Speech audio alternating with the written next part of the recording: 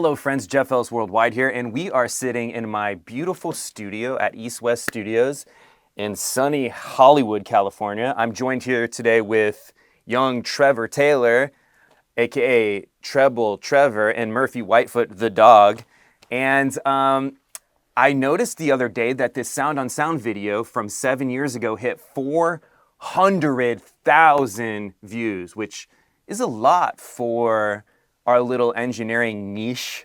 So I thought it would be fun to do a little reaction video because I think a lot of my philosophies have changed over the years. And yeah, I mean, I haven't seen this video in so long, so I'm a little terrified about what I said back then, because a lot of times, you know, when you're a young engineer and you work on a big album, they put you on camera and you say a bunch of wild stuff because you don't really know what you're talking about and you haven't really mastered the craft yet. So if I said anything in this video that I don't agree with now, this will be a great opportunity to correct that, and we'll see if anything else has changed, or if I have new philosophies, or if even some stuff that I said back then still holds true to this day.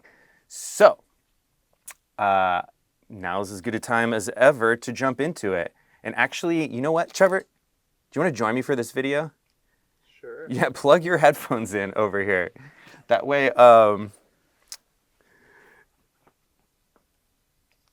okay, we'll get Trevor set up really fast, and then we'll be right back. Do you think they'll be able to hear you through my one lav mic? Probably, right? Probably. Yeah, just speak up and aim into it. Speak up and aim into it. I'll talk loud. Okay, first of all, have you seen this video before? I have. Okay, great. But it's been a long time. It's been a long time, so let's jump into it. I'm nervous. Jeff Ellis is the Grammy-winning engineer. Do I look older? Now? Yeah. You do look older, but it's like more of a mature older. Like in a better way? Yeah, yeah. Okay, cool. First thing I noticed is that this song... Heard of. After cutting his teeth at I literally composed this song for this video. East West Studios, I forgot about that. He became engineer to enigmatic, genre-defying Enigmatic? artist Frank Ocean. Now, after 2 albums and 5 years working in near secrecy, we talked to Jeff about new projects, mixing approach, preparing for the unexpected, and the influence of artistry on engineering. Dun-dun-dun-dun-dun. It's a good I'm song. Jeff Ellis. To bring that back. And I'm a recording engineer, record mixer, and Jeff Ellis? most people know my work.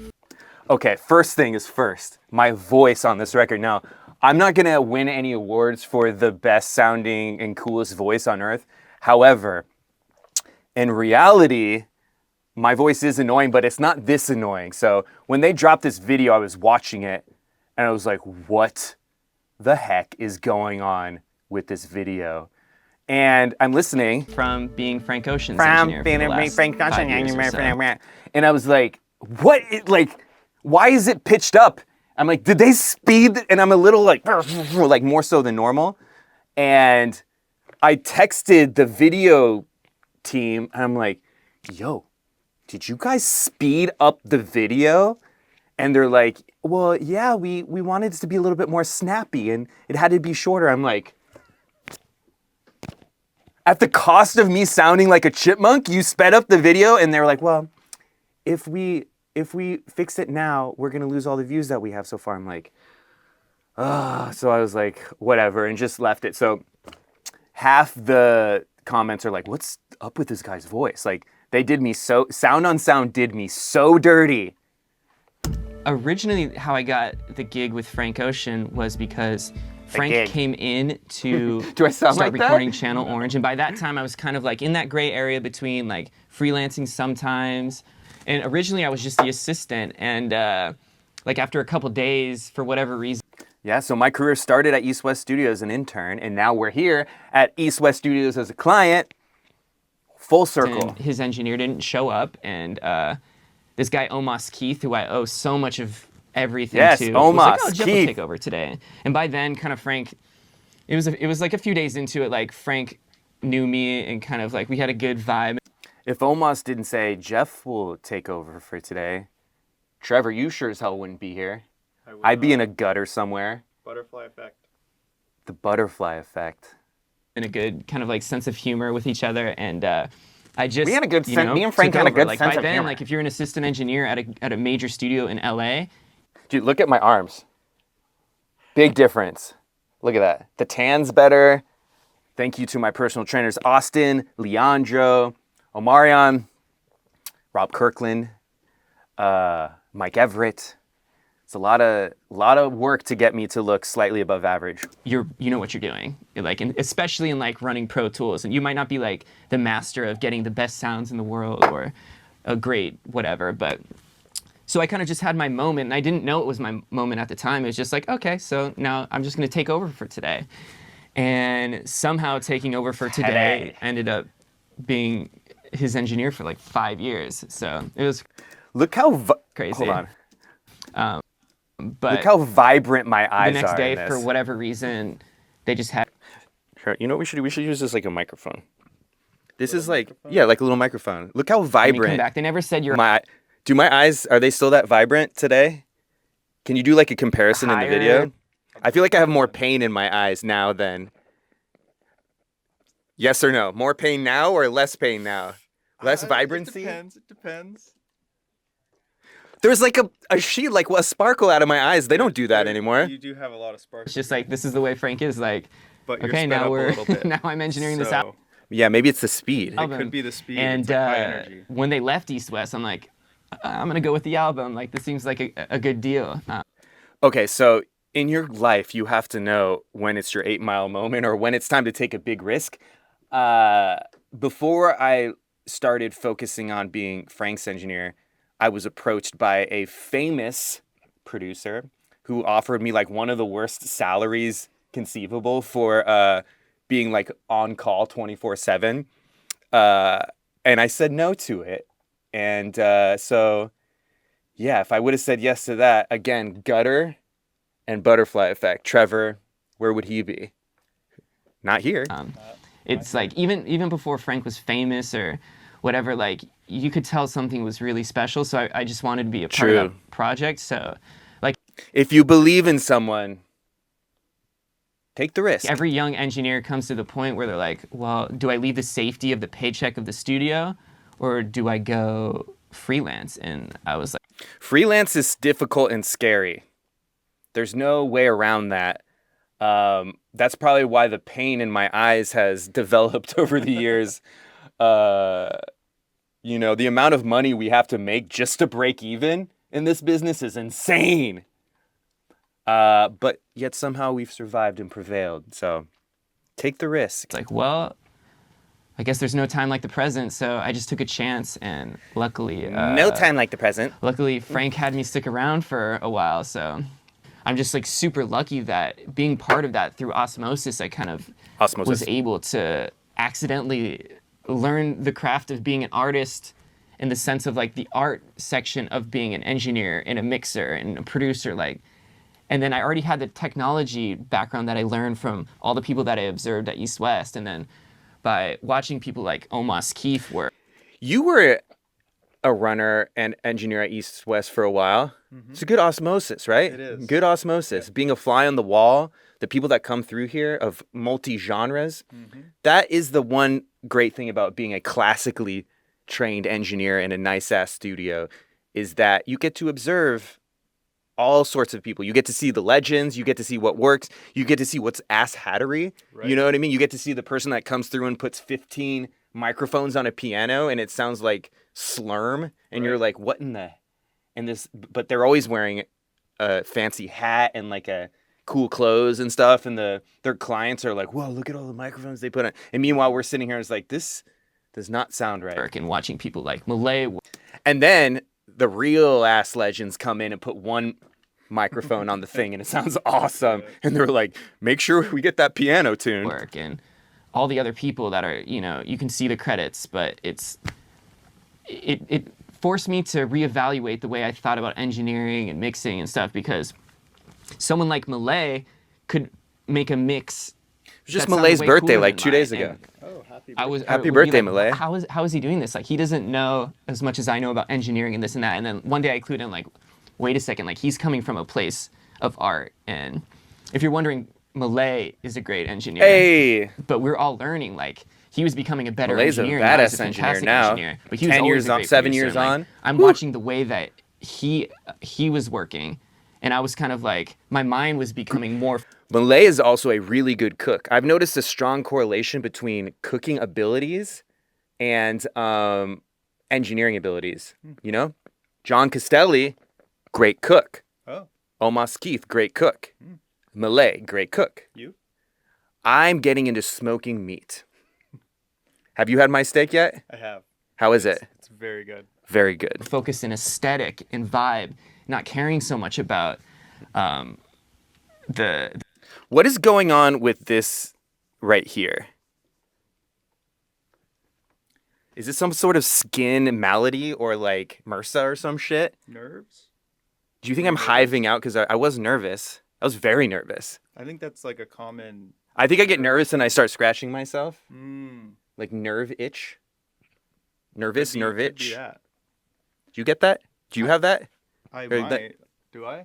Do I have any red? No, you're looking pretty good. You're good. You're Is my solid. hair You're solid. in the way? You're a natural on the camera. tech part of things. So I learned a lot from them. So I kind of started out as this little like green engineer, and Green engineer. bring to now it's like I feel like I'm a completely different person now. I was so green still in this video. Come on. But the biggest thing to take from all that is being around Frank in his camp is like taught me how to think like an artist rather than a technician. And I think that's really important for any engineer. We asked Jeff how he went about. Man, Apollo twins making the world go around, right? True. Look at that name on it. Jeff Ellis is Apollo twin. Still in here somewhere. Is it? Yeah. Preparing for freeform sessions with Frank, knowing that there was no fixed plan. Part about being a good engineer is like developing a relationship with the artists and the producers and kind of like knowing what they're going to need. Relationship building is everything.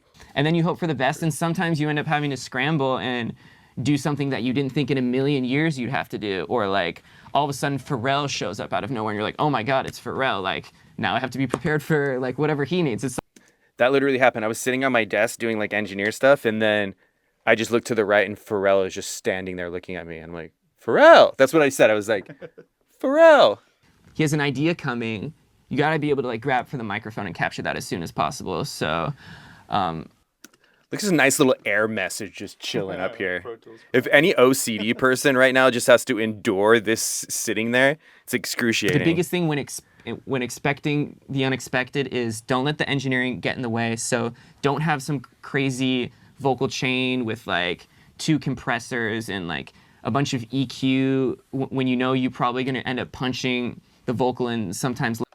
One thing that really annoys me is studio engineers that have this very like defined vocal chain set up before they even know the arrangement of a song. Like they'll have their Neve preamp set up with like all the low end cut out and the high boosted, and like it's being like compressed, and you don't even know what the song is. Like the amount of times I've been like trying to mix a ballad, and the beginning of a song there is like a vocal going, and you can just hear that some engineer like just processed it so much, and there's like no chest resonance in the voice because it's all been EQ'd out, and there's nothing happening in the arrangement, and there's all this room for these lower frequencies in the voice, but it was preemptively removed. Like someone took 150 hertz roll off on a vocal EQ while recording because they're this engineer and whatever. Later, it's about good headroom, use great gear that you can depend on. Like I love the Telefunken U47 variant because it sounds to me as good as the original, with zero chance really that there's going to be any issues with an old faulty tube, or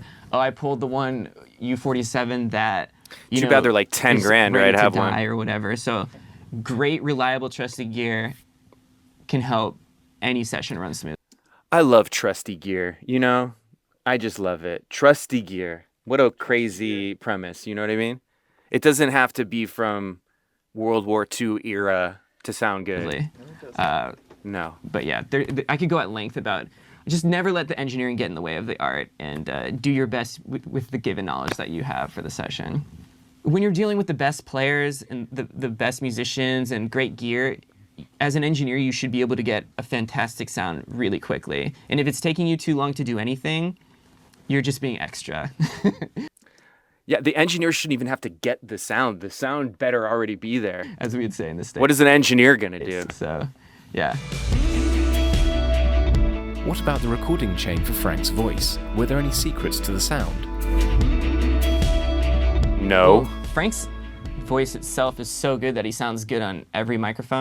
There's no such thing as secrets, Trevor, is there? There's no secrets. No secrets. Here's the secret. Be amazing. For some, we've just always gravitated towards the U47s on his voice, just because he has this tremendous chest voice, which, you know, the U47 is able to capture that really well. Another thing I like about the 47 is it's not very bright, and as you tend to compress vocals, you know, a vocal might be compressed once when it's being recorded, another time with a plugin, possibly a third time a little bit more, and then, you know, the whole song is going to get compressed, and then the whole song is going to get limited. So with all these layers of compression, it tends to keep getting brighter and brighter, and then any kind of like sibilance and whatnot keeps kind of like getting more out of control. So I've always liked the way that the U47 starts off kind of dark, and once you know, compress it a few times, it kind of lands in a beautiful place.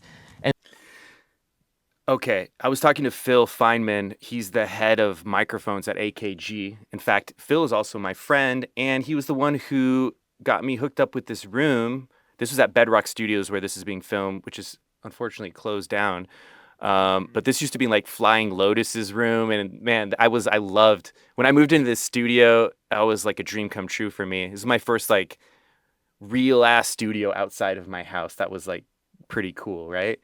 And Phil and I were talking about, he's like trying to develop new and amazing microphones, but we're talking about how one of the problems is there's not a lot of incentive, and this goes for speakers too. There's not a lot of incentive when you're selling a product for the speakers to be accurate, meaning, or the microphone as well, because like a lot of these inexpensive microphones want to win or do well in microphone shootouts. So what does that mean? It's like if you put up 5 random microphones, the one that's kind of more bright and vibrant might just win based on that, because humans love to hear things that are bright, or it just draws attention or whatever. And if you're not thinking about the bigger picture, oftentimes you're like, oh, that's the microphone for me. Like I know my Rode NT1 is like adds so much brightness that it's just like picking up so many mouth noises and sibilance, and then everybody goes on their 15 plug-in death spirals nowadays. So all that like high-end shenanigan gets amplified and amplified and amplified, and it's just a disaster. Meanwhile, this like microphone that maybe didn't have so much hype on it would have been a much better tool and a much better product, but you didn't buy it because it was kind of dull. I don't know. I think the same thing happens in speakers. If you shoot out like 5 pairs of speakers, a random ass person who goes into Guitar Center's music, ooh, I like those bright ones. You know what I mean? They won't even know that they like it because it's bright. It's just there's something hype about that. And now all of a sudden the neutral reference speaker like didn't get picked. These are called perverse incentives, Trevor. They're everywhere in life. They are. And then I don't like cutting a lot of low end out of voices. I really love chest voice, because to me that the chest voice is somewhere the emotional part of the vocal. The sea. So yeah, I mean 47 is Chest great voice. at capturing his. They got a great one. His resonance. I mean, Resonance. I almost always use a Neve preamp. Wait, isn't resonance a bad thing? Resonance filters? We got to get rid of resonances, and I'm out here capturing them? This is how bad of an engineer I was back in the day. On Frank's voice, and just, I'm not too big on compressing his voice going in. If he's rapping, his rapping voice sounds really good when it's 1170. Frank is such a good rapper. Kind of like cranked a little bit. Because that compressor can cause some artifacts that, to me, have always sounded cool whilst rapping. He hasn't done a lot of if you're rap singing songs, a ballad though. or whatever, it just doesn't. The compressor catches in ways that kind of mess with the dynamics too much for me. But if he's singing, you know, engineers have been ruining the dynamics of great singers' voices for millennia. Yep. For a millennia. Did you say millennia at the same time? God, we're locked in today. We are locked in today. Engineers want to engineer, don't they? They do. Producers want to produce. Everybody wants to do a thing. No one wants to just sit and listen. I'm probably not even going to be compressing it at all. It might go through an LA 2A, just through it, but with the threshold not doing anything. But yeah, there's no rules to anything. There's no special secret chain. The only dynamics in a singer's voice is the number one way, and well, I don't know if it's the number one. It's a high up on the list way that they can invoke emotion into the listener, right? And a lot of times that gets completely removed with layers and layers of compression. And a good analogy that you like, that's similar to where if you take a MIDI piano and put the velocity of every MIDI note at like the same thing, even if it's 127, is that the highest one? Mm-hmm. The highest one, they're all at 127. That should be like the most emotion because it's all loud. But no, it's just because there's no change in volume, there's no dynamic. Mm-hmm. It just gets like lame all of a sudden. And same thing happens if you do too much compression. And do you remember the last time you got a session and you felt like it was undercompressed? No. Do you remember the last time you got a session and you felt like it was overcompressed? Every session. Every single one. Back in my day when we started, it was like people would put like 1176 on the vocal for like one compressor, and they'd be like, they'd pull you into like in the dark corners, like, hey, check this out. You can actually like take this 1176 and then you can like chain that into a LA2A just to like, you know, like smooth off the peaks or whatever. And that was some dark sorcery, right? Yeah. Nowadays, if you get a vocal with 2 compressors only on it, it's like, this is like the craziest thing. It's this like profound minimalist energy. And this is in the span of like 10 years. So people will watch an old video of be like, Andy Johns will be like, on Led Zeppelin, I used to like take the room mics and like compress the hell out of them. Meanwhile, like Andy Johns is like using like one compressor, one limiter. Their version of compress the hell out of things is like not. And so then, so then like some kid nowadays will put 14 compressors on a drum room microphone and be like, yes, I'm doing what my heroes did back in the day. And then again, everything is at like velocity 127 and just nothing. And then there's just like no energy anymore. Rant off. I'm an old hat. I think I just became one. Damn it. The only secret to Frank is just his voice is amazing. True. When it comes I thought it was so sick for having this slanted monitor thing here. I wonder if that's like a everything was really profound early reflection. You know, that was before we had our own like Frank Ocean computer rig that we could take from studio to studio. So most of the album was like, there wasn't a lot of effects. We had to keep things simple. We stayed like waves. Remember, I was Frank's engineer. I didn't mix Blonde. I was his engineer. So don't get in the comments asking me like mixing questions about that album. The whole Channel Orange was mixed in the box with basic plugins. And it sounds ultra analog. How could that be? And that's just because everything was recorded really well with great players through really, you know, nice gear because we were lucky enough to be in nice studios. Also just great songs.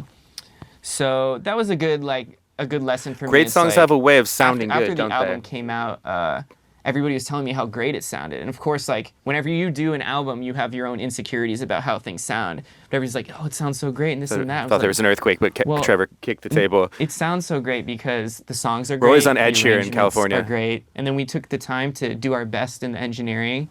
And, yeah, you can do... We if did you're our sitting best. at home watching this, like, you don't need the latest and greatest plugins. They're fun. They're really cool to try and experiment, and you can incorporate those in your workflow, and they're really, really helpful. But to make great art, you have to work with great artists and be a great artist. And my biggest takeaway with the effects of everything was that you can get it done with basic plugins. But that being said, I've always loved H delay. There's H delay all over Channel Orange. And for love how Blonde, H delay just defaults putting noise floor into your session. For most of it, Frank had his own computer system with his own plugin, so we could get a little bit more experimental with that. So that's when the UAD plugin started creeping in. There's, you know, one of the songs, Pink and White, you can hear me kind of like screwing around with a full tone tube tape delay or tape echo or whatever. So there's a little bit of that. We've always had a little bit of you know, slap back. The birds with at the end machines and stuff like that. So the delay it's on hard the to say how much of that made the final mix. So cool. But, I was like turning the knobs on the tape. There's a lot of like Hammond so organ on the record. I think there's a couple songs that are like heavily driven by B3 and you know, that kind of thing sounds great in a big room with room microphones, kind of. So yeah, ambience is something I'm really into. Like the effect of ambience. Ambience is like the character of everything. Respect ambience. Record more ambience. Direct mics are just kind of like if you ever listen to like the direct mic on a snare drum, it just sounds like doink. You know what I mean? Sample, soulless sample. Doink. Or a kick drum is like boink. Right. It's how it sounds in the room is what makes it sound like a drum kit, right? So like room microphones and overhead microphones are should be like most the sound of a drum, right? And that's not crazy. Is that crazy? No. Is such a great tool, and if you can't get it from the room itself, the UAD plugin, the Ocean Way Studios plugin is like game changing for ambience. To me, that's like the first for game changing reverb for ambience plugin. I don't even use that plugin anymore. I forgot about that plugin. That actually model ambience really well. Like there'd be impulse response. It is a great plugin. Like when something doesn't have any ambience on it, it kind of sounds corny. It doesn't sound like a record. Right. It doesn't feel right. It feels anemic. Right. Type convolution reverb plugins that, for whatever reason, didn't quite get it for me, from my ear. But the Ocean Way Studios plugin and stuff that I do personally, I use all the time. That's really cool. So maybe I still use it sometimes. The effects are pretty simple. I mean, Sound Toys bundles, crazy, great for everything. So much of what we get nowadays already has too much of everything on it that it's like we're peeling things back. Rarely are we in a situation where we need to add anything, you know? Right. It's like you use 47,000 times more plugins than you needed to do. So we're going to bring back the emotion by strategically removing a lot of what you did.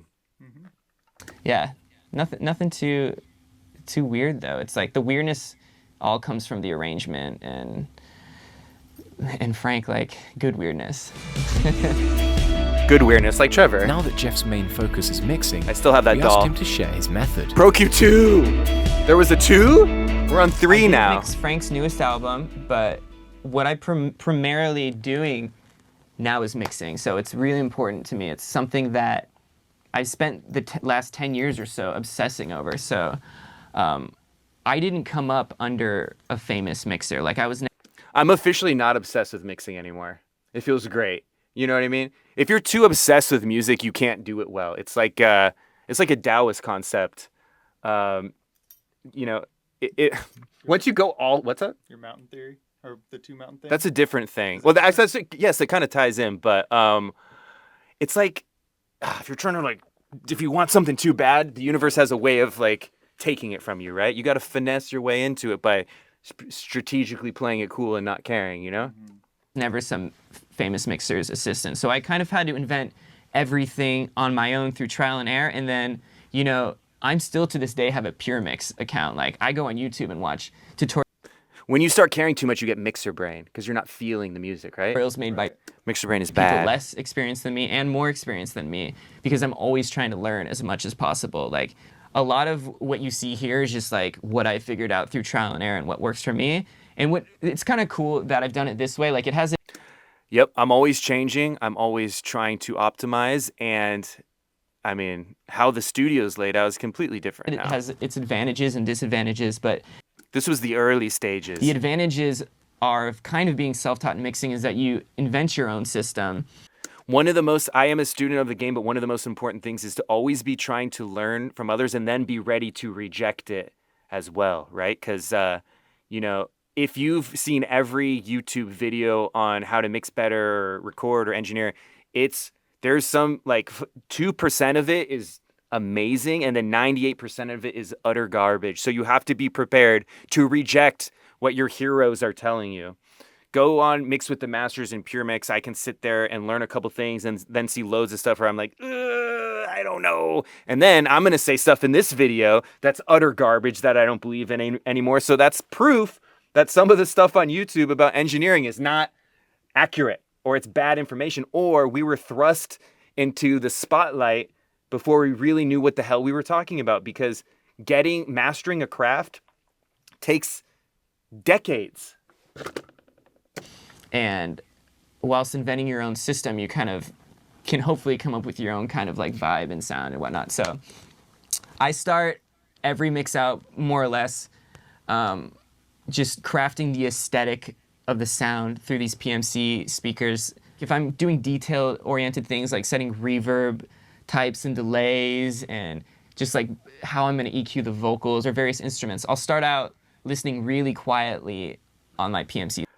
Nowadays, I almost always mix at one volume, and that volume shows up at my console. The knob says -9, and that translates like I have a little meter here, and first of all, 55 dBA, like that's so quiet. That's like not, that's just, usually I think this is B-roll or something. That's like the noise floor of the room almost. I think it's more like high 70s. I try to get in like the, maybe higher, like I try to get in like the Fletcher Munson equal loudness contours little zone where everything's kind of the most flat it can be.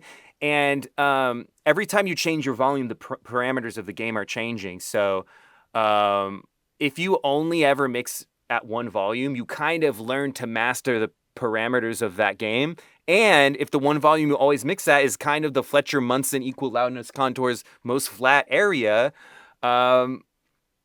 your mixes tend to translate well. So yeah, if you listen too quiet, you're always like trying to bring the song to you because you can barely hear it. So you're like adding too much brightness. If you're listening too loud, you're attacking those frequencies that kind of hurt your ears, and then your mix ends up being dull. So you can really only optimize your mix for one volume. It can sound good at different volumes, but it can really only be optimized for one volume. And I like to have it be optimized for that volume that's kind of like, I just woke up in the morning and now we're listening to music in a car, our ears are fresh, and it sounds hype at that standard ass morning I'm listening to my car volume, which is what most people listen at. And your mixes need to be hype.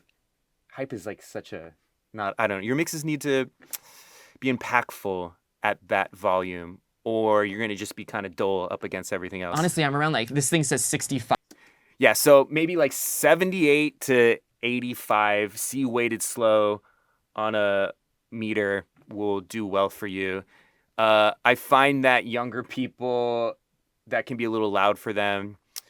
I don't know. It's a little bit personal for you. If you tend to be mixing, if your speakers are calibrated and you're listening a neutral reference, if you tend to be mixing too bright, maybe mix a little bit louder. If you tend to be mixing and it comes out too dull, maybe you're too loud. 5 on it a lot of the time. So it's really quiet. Also, if you listen too loud, you EQ your ears and mess them up, and they're not even accurate anymore. So I start off really quiet, and then once I kind of have every element of the mix sounding great to my ears, what I'll do is I'll bring the mix down. We're getting into the phase of this video where I do everything different than nowadays of what this video says. Off the PMCs to these little pile home speakers that I have attached to my desk. I got those because I probably as an made Pile like $1 million. I wasn't happy with they never once thanked me. Speakers that Can you believe it? I was using to simulate kind of like bad speakers. Okay, I don't simulate bad speakers anymore. What I do is I have my monitoring set up. Right now I'm using Cali Audio. Right here, these are Ion 8s, those are Ion 5s. They could both be the same thing. They both essentially sound the same.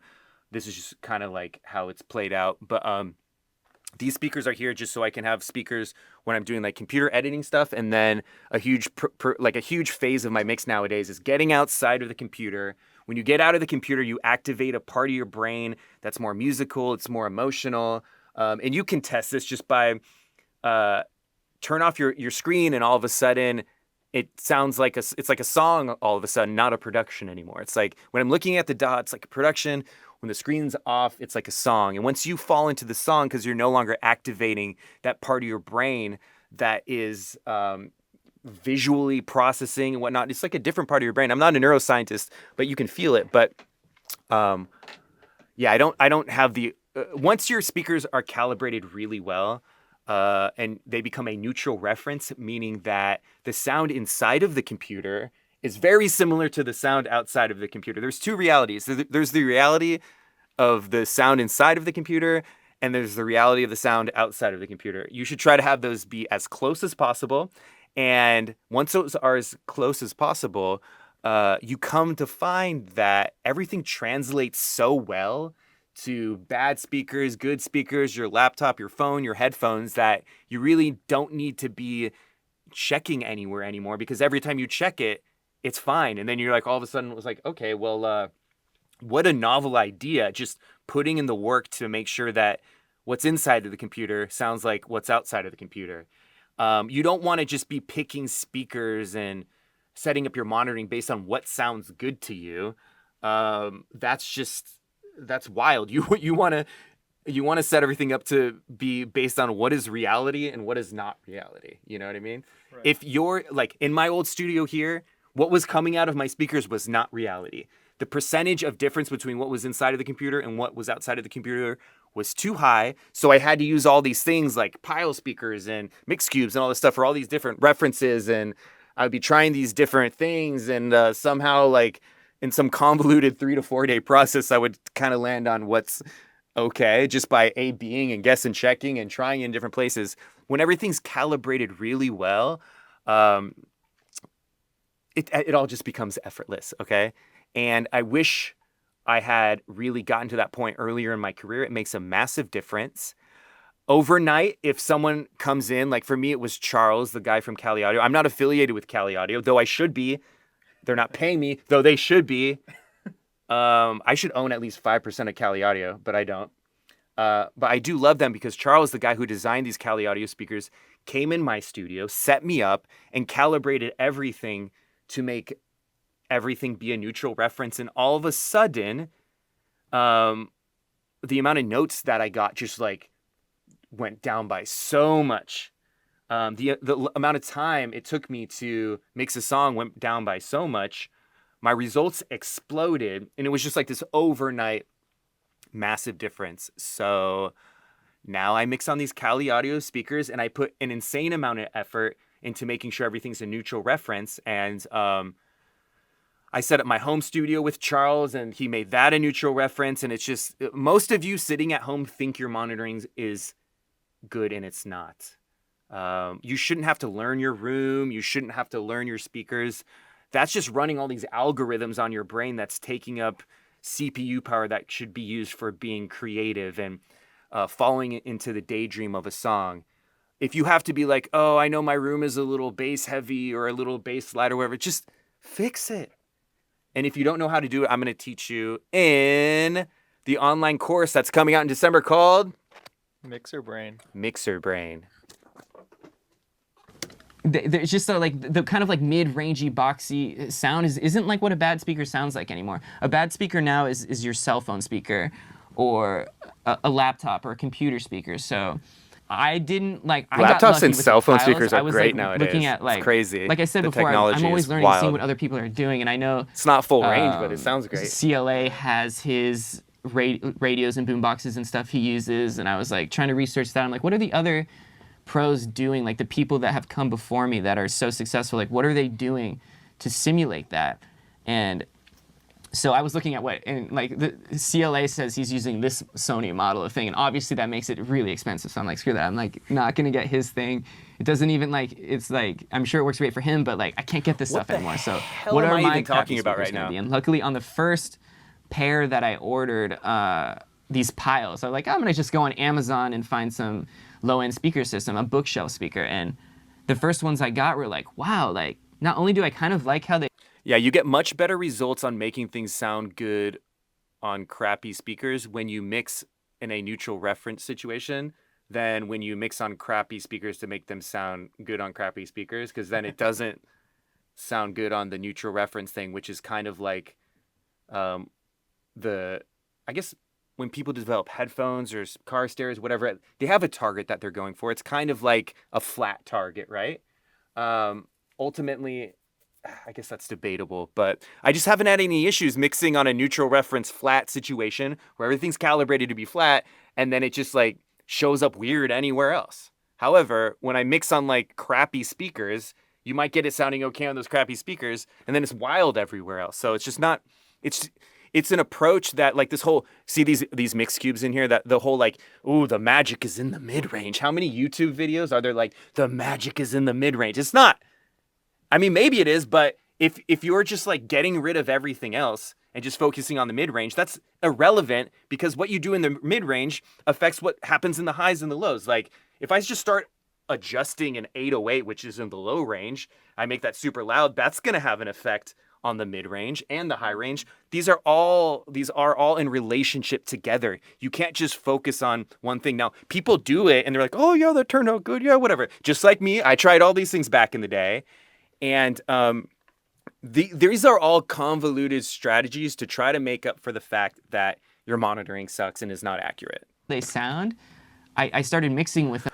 But you don't have to take my word for it. It was extremely beneficial for me. So that became... The magic is in the mid-range, Trevor. Yeah. Somehow ignoring the rest of the song's frequencies and focusing on that is like gonna do... Matters. Yeah, no, it's not... They're not somehow in relationship with each other. Uh-oh, I muted this thing. Mute. They're kind of like naturally a bit lazy in that if there's elements of the mix that aren't getting the level of excitement that they really... But this famous engineer said the magic was in the mid-range.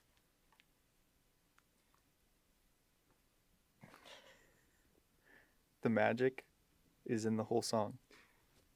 Trevor said it, so I don't know. You have to believe. Are you gonna go with the famous people or with Trevor? I'm going with Trevor.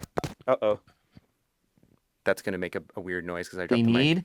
This really highlights that. So I could have a mix sounding pretty great on the PMCs and I bring it down to there and I'm like, oh, my drums are like a little bit dull here, and it just makes it really obvious. So between these two speaker systems, Michael Jackson used oratones. Did he? Bruce Swedien had an oratone. That means the magic is in the mid-range. That means we have to do it like that. Right. I feel like I'm really like in the ballpark of this mix is going to translate really well. Look where I put the amp on the... from those pile speakers, usually the next step proud of that will be amp location. To the MacBook Pro speakers, which is the reason why I have this laptop here. I can pull up the lid. Everything in reality is so much easier than we make it. You know what I mean? One pair of speakers tuned well is like so much easier than all this convoluted method. Now I'm listening, and a source that's hugely important to any band's mix is like, how is it going to perform on a blog? For me personally, a lot of the music listening I do don't even is have right blogs when I wake anymore. up in the morning. When was the last time you read a blog? MacBook Pro speakers, and the MacBook Pro speakers cut out all the low end and super hype the high end. So you could have a song that sounds great on the PMCs, even sounds pretty good on the piles, even though the piles and these speakers sound kind of similar. But if you're mixing like a trap song, now the hi-hats are like way too loud and obscuring the vocals. Or you're mixing a rock song and suddenly it sounds great here, and suddenly on these speakers that have a huge brightness. Can't you just feel how this is like a loop of chasing something that is just simply that your monitoring wasn't set up right? Yeah. If you take anything away from this video, buy my masterclass where I'm going to teach you how to achieve a neutral reference. I've been thinking about this. It's like kind of like a seesaw where your neutral reference is in the middle. You have your crappy speaker and your good speaker. And every mix you're doing on the good and crappy, you're like, it's a seesaw effect. You're getting sick on the seesaw. Right.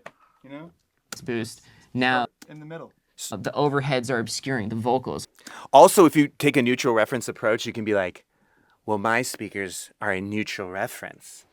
How badass, how like superior does that sound? Way superior. And then the magic in the mid-range, people are like, but we have magic in our mid-range. We mix in mono compatibility.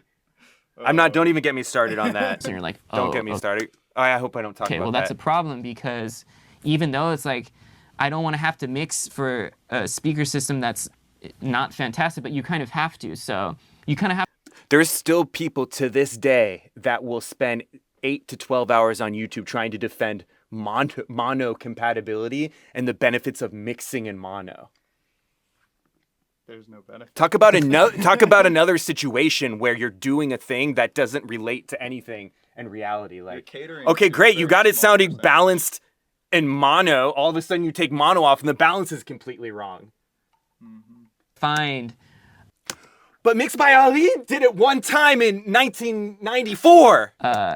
If you totally like make a mix sound balanced on MacBook Pro speakers, it's gonna sound too dull on everything else on the higher I definitely tried systems, the mono. I had that mono phase of thinking that would fix my at this point in the mix. I haven't listened loud yet, Didn't which is work. kind of difficult because, you know, like a lot of modern music is centered around the low end. Like it's extremely important. But if you listen loud right off the bat to kind of set and feel the level of the low end, am I saying something important? I'm gonna have to defend the mono compatibility thing in the chat. Like, I feel like my ears are ruined for the day. So the last thing I do is I might switch on my subwoofer and kind of like bring up the volume a little bit and start kind of feeling where the sub bass is kind of sitting. Because, you know, if I had a bass guitar or whatever, or the kick drum, at this point I would have dialed it in the best that I could on the PMCs and dialed in the mid-range and the brightness that I'm gonna do a whole video on why the mono compatibility nerds are dumb.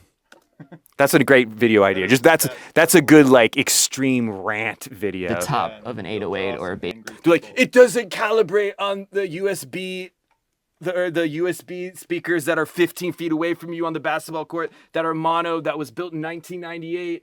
Bass guitar and help it. So by the time I get to listening loud, in the kind of mid-range and the high end, the bass elements are sitting right. So now I'm getting towards the end of the mix, and I'm like, okay. I've cared about mono compatibility 0 times ever. You know, and I've heard my mixes in a million coffee shops, on a million USB things or whatever. Never was anything weird. You know what I mean? Like, oh, okay, so the roof speaker 75 feet away with like clamor everywhere, like something didn't, like there wasn't mono like, you know, reduce my hearing what a is little with bit audio at this point. people? So what I'll do is like I'll switch in my sub, but a lot of times like these days I'm like there is no just zoom rules out, about audio how people. loud Just or please soft zoom out. Sub bass frequencies.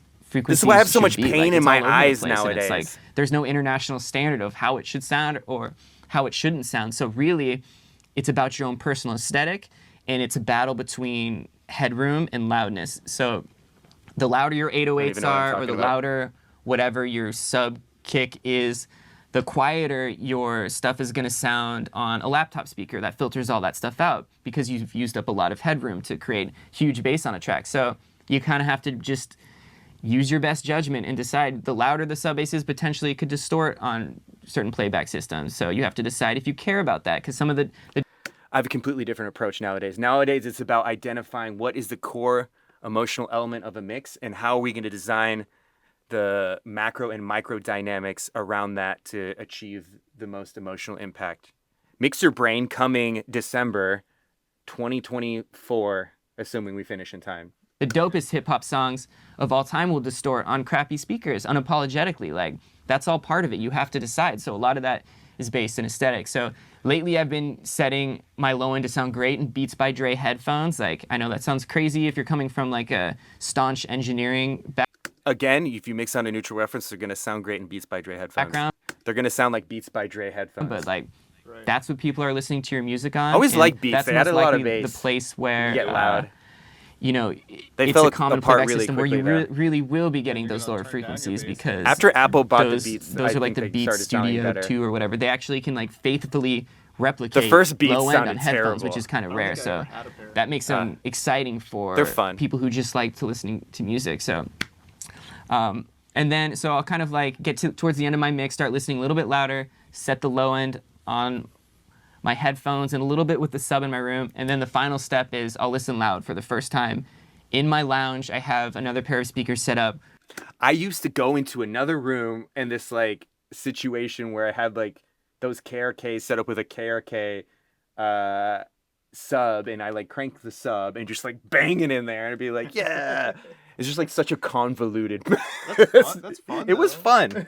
It was fun. I mean, it was just it was like this meandering journey to finishing a mix, which like was so unnecessary because simply my monitoring wasn't good. With a subwoofer, and I'll just crank that for the first time, and that's when I'll get. There's like, the old lounge. My friend Nina did that. Interacting with my body, I'll sit on the wall and I'll kind of like feel where the low end should be at. So it's kind of like a multi-tiered approach, and then finally, once I'm done with all of that, I'll That's great. I felt it in my lounge, but then it just like wasn't like a calibrated system, so it's just based on tape. It was like kind of okay. I guess it worked. It got me there. We made some good albums back then, you know. They didn't sound terrible, but I'll bring it back to my PMCs, listen down, and then that's the phase where if the song calls for it, I'll be doing some, you know, overall automation of the vocals, drums, bass, and music as a whole. So that's kind of my process that I've invented. So who knows how similar or different that is from everybody else? I don't really know, because I kind of came up doing this myself. So all the way back. Yeah, so there's advantages and disadvantages to coming up yourself, right? When you come up yourself, you take a first principled approach to everything, and a lot of the bad habits that get passed down throughout the generations don't make it to you. However, it's a long journey to try to figure out what works. Back on Channel Orange, one of my favorite parts about the engineering of Channel Orange was recording the strings. And Channel Orange is an album that, even though it's like an urban contemporary album, according to the Grammys, that's the genre. That category doesn't even exist anymore. It's like, it's got tons of, beautifully created computer elements and tons of beautifully created human elements. And one of the human elements is there's a great string sound on the record. And I learned from when I was coming up myself as like an intern or whatever, there's this guy named Ken Sluter, epic engineer producer, who taught me about this method, which he called the Chicago jingle. I forgot about that term. Was a system that they developed back when they were doing jingles to get like a big string sound with just a couple players with a great stereo image. So what essentially I did with that was, we only had a couple string players. So what I did was I set up, a bunch of chairs, like how you would set up, first violin, second violin, viola, cello, bass, whatever, the normal spread. And as we would do a string pass, I would have the players move to the next seat over. So each pass isn't in the stereo image right on top of each other. So in doing that, I relied... It's like instead of using a pan knob to pan them throughout the room, you're just moving them in the room between a stereo pair of microphones, which much more natural. In this situation where the AEA 440s, which is like a really beautiful ribbon mic. The whole string sound is just a stereo pair of AEA 440s. I think that's what they're called. Spoiler Which is alert. basically the RCA 44 version that AEA makes, which is the best microphone ever. It has all the, warmth and Disney sound of the RCA 44 with... See this chair right here? That's what we call the cock chair. And it survived. I think he even survived to this studio. And then finally, I think Charlie, my last dog, chewed it up. None of the issues with noise floor and all that. It like virtually has no noise floor. It's amazing. I got that chair as a gift for mixing an album. And yeah, they would just go from seat to seat as we started layering the string sounds. And the advantage of that, instead of just one person standing still and just playing over themselves, is that you get the actual stereo field of an orchestra with just a couple players, and that had a great result. And one of the cool things about the AA 440s on that is, being that the noise floor is so low, you're not like stacking. This is so weird because I'm like so bored so if you use watching an RCA myself. 44, like I'm boring myself. It would probably this is excruciatingly boring to listen to myself talk. Really noisy, which could sound cool. Sometimes noise sounds cool, but what we got. Usually you get locked into conversations with people and you're like, yeah, huh? But it's usually not yourself, where you're like, oh, fuck, I wish I could get out of this excruciating conversation. That was this like crazy milky sound. And then milky. Even more crazy is like, I love that we had the freedom to do this. And at the time we took those string recordings, and there was one day that Malay and I went into another studio that had a Trident A range, and we basically Studio did all 3 the East West sub-mixing for the string and orchestral parts down into stereo pairs on a Trident A range through a Fairchild or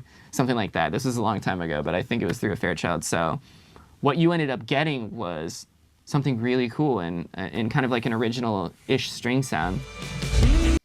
Original-ish? Why did I add the ish? Not sure. I didn't have the confidence to say we got an original string sound.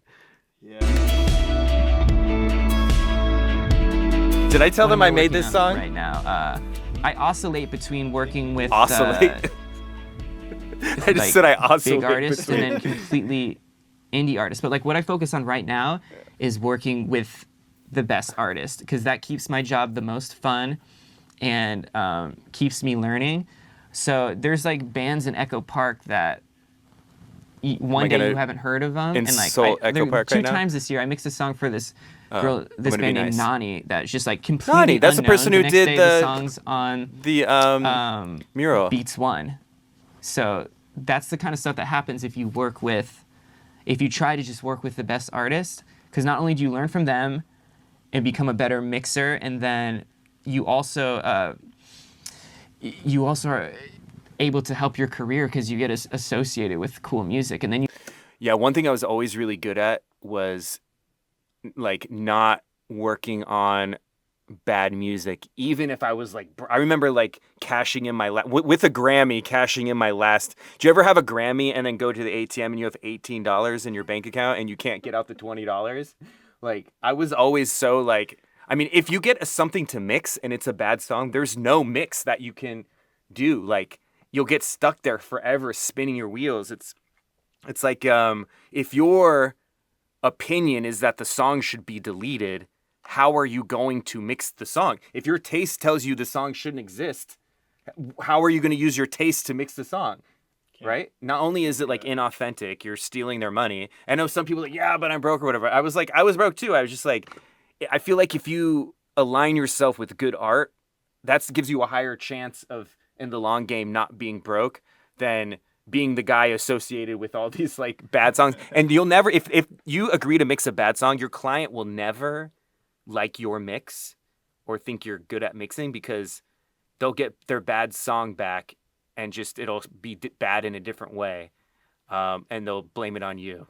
When like the real, sometimes you just gotta be like, this song isn't for me, I don't quite understand, and then move on with your life and hope for the best. You feel like you're making a positive impact because the music that you're working on actually gets out into the world. There's another band called Rooms this year that I've been working with that out of the blue, miss them. One of their songs got on Beats One, which is like a huge radio all this station stuff was these super days, exciting back like, in the day when you first get music on like the what radio or whatever, radio you know? station that streams.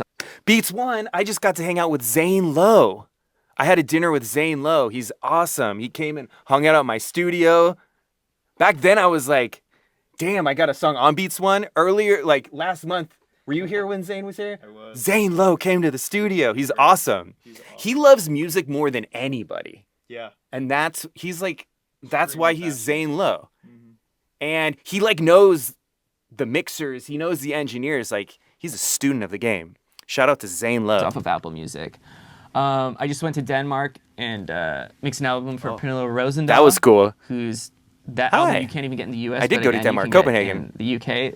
They zoomed up on her real big. Cool sounding record. Is like super bass oriented. I think it finally did come out in the US.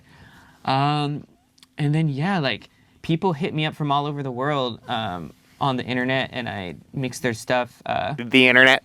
It's just I'm just trying to work with the best people. So if you're out there, and I regret saying this right here. hit me up, and I'll probably want to work with you on it. No, I don't regret that. No, great something. Music, and that's my main focus right now.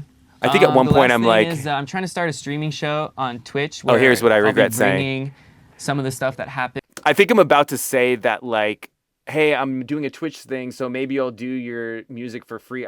Something like that. But for years afterwards, I'm getting emails thinking that I'm gonna like do free work for people, and it's like, man, the streaming show failed 9 years ago. In my studio. Like, if you go on YouTube and you see a video from 7 years ago, maybe the statement at the end of the video doesn't hold true anymore. Live stream to twitch.tv. I was actually the first person to be on Twitch too. / Jeff Ellis Worldwide. I was so early on that Basically, stuff. like I'm going to be live streaming some mixes every I just Thursday. got too busy to deal with it. And this isn't accurate anymore. That was fun though. We did 12 weeks in a row of like having my friend was doing like a freestyle show where like these rappers would come through, and we'd have a DJ and they just freestyle while we're playing video games. It was crazy. It was wild. It was like a bunch of stuff I did because I wasn't super busy, you know? But then I got super busy and I just couldn't handle doing all the stuff. Like back in the day, every mix I would do, I'd go through like every 9 layers of what do they say? Like grief. It would be like denial, acceptance. Like every mix would be like such this emotional roller coaster because it was like so early in my career. It was a struggle. Yeah. Now I can come in and do what used to take me 3 days and a couple hours and have way better results. And it's way more fun because I'm not so damn stressed out. I'm never stressed out. No. It's cool. Like I'm only just annoyed sometimes. I want to be able to work with any band regardless of budget, and so many great that's the dream, right? But that's not a reality of bands life. Nowadays don't have or want like a label deal, because it's just tough these days. So I can't there's some people I don't want to turn away, but I've realized. What do you think about this shirt I'm wearing? I don't think I've ever seen you in a Hawaiian shirt. Yeah, we used to have this Hawaiian shirt Wednesdays at my old studio that I started. Do you think this was recorded on a Wednesday? I just think it was. Probably not, but I probably thought that this was like a cool statement shirt. You know what I mean? Like a cool statement shirt. Make a statement with the shirt. It's like, well, the people that have no budget. It doesn't pair well with my sped up high-pitched voice very well. Sometimes like, okay, well, let's just have a writing session today and we'll stream it to the internet, and I can help grow my brand, and I can help. I did this for like a couple weeks and then I just hated it. You guys out, and we can all like show this to the world and have fun doing that. So ideally, eventually we grow that up enough to where we can get donations and subscriptions through Twitch, and then I can use that as my income and then help develop upcoming artists. And then also, you know, be mixing records for whoever in the meantime. Not everybody wants the creative process streamed to the internet, so there'll be private times too. But yeah, so I'm excited about that. The private times. That's pretty much it. If you enjoyed this video, make sure you like and share it and subscribe to this. That was something that just happened. That last part was interesting. Should we go through some of the comments? Oh, God. Nailed it 7 years ago. Only one reply? Here, let's write. Here, hold this really fast. Well, actually, no. I was going to do a comment right now. Here. Let's just go through. Dude spent over 20 minutes sharing something that would take 3 to 5 years ago. Hey, that's a nice thing. Y'all turds have to dislike this video or this man. You're so Oh, thank you.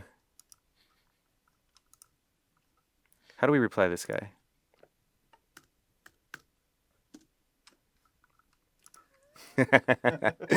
Oh man, what year was this? Defended me 5 years ago. We appreciate that. Are we at the newest? Let's go to the newest. Pretty Sweet. I actually didn't work on that song, I don't think. That was on Blonde. There's like one song on. That's ironic. That was on Blonde, right? That was like one song I wasn't a part of on Blonde. Oh, see, this is mostly nice stuff. Let's see how long it takes to find someone where they're like, do a part 2. I just did. Goated. Everybody. Well, oh, what a coincidence. The gay artist picked a gay engineer intern. Wow. I'm not actually gay. Not that there's anything wrong with that.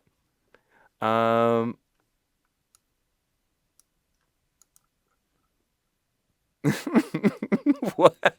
This guy was ahead of his time, saying extra in 2016, streaming on Twitch, mixing gems back at. Thank you.